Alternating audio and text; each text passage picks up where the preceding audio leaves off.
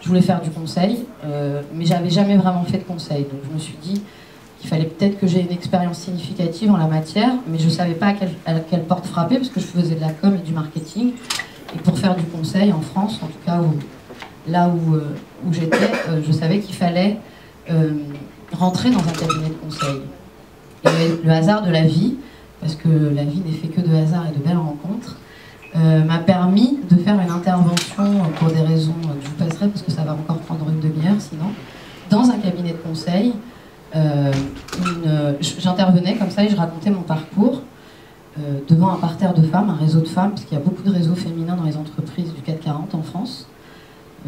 Et donc à cette occasion, j'ai rencontré ces femmes à qui j'expliquais combien ça avait été difficile de grandir dans un quartier, de s'appeler Samira, de ne pas avoir les cheveux blonds et lisses et les yeux bleus, mais que la vie était plutôt belle et que je trouvais que je m'en sortais plutôt pas mal. Et je venais expliquer à ces femmes qui gagnaient en moyenne entre 50K et 60K, donc ça c'est des kilos euros, hein, je ne sais pas combien ça fait en France CFA, mais ça fait une somme, que la vie pouvait être beaucoup plus difficile à l'extérieur et qu'il s'agissait de saisir l'opportunité d'être dans un grand cabinet de conseil, donc qui s'appelle Accenture, pour ceux qui connaissent.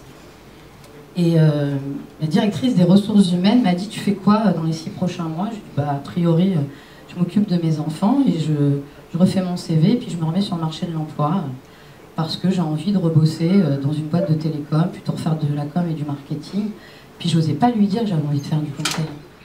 Tout l'image d'Épinal qu'on peut s'en faire, en tout cas moi que j'avais, on a mis après la lutte contre les droits civiques des Noirs, des Afro-Américains, des Hispaniques, des Asiatiques à des postes à responsabilité, notamment dans les administrations américaines. C'est pas par hasard qu'Obama est arrivé, c'est une histoire qui date de 50 ans.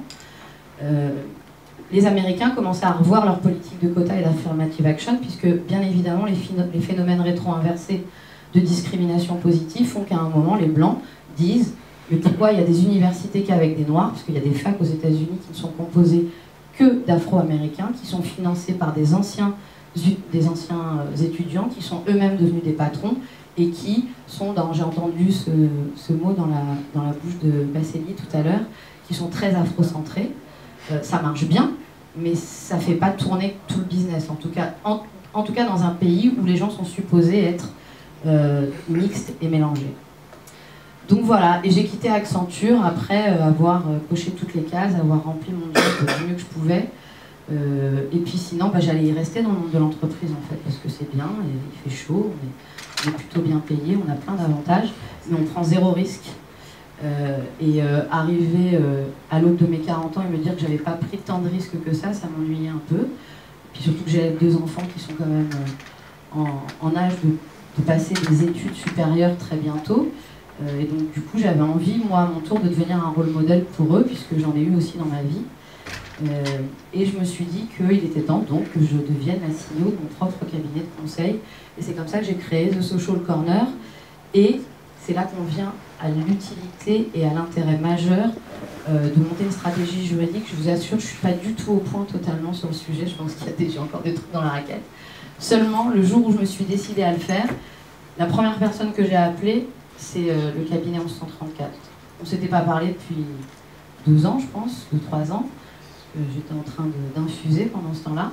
J'ai appelé Jérôme, je lui ai dit bon bah voilà, je veux monter ma boîte. Je pense que je suis douée pour faire de la stratégie de communication et des relations publiques. Je voudrais me trouver un nom et je voudrais que ce nom soit plutôt comme ça. Je voudrais déposer une marque, machin.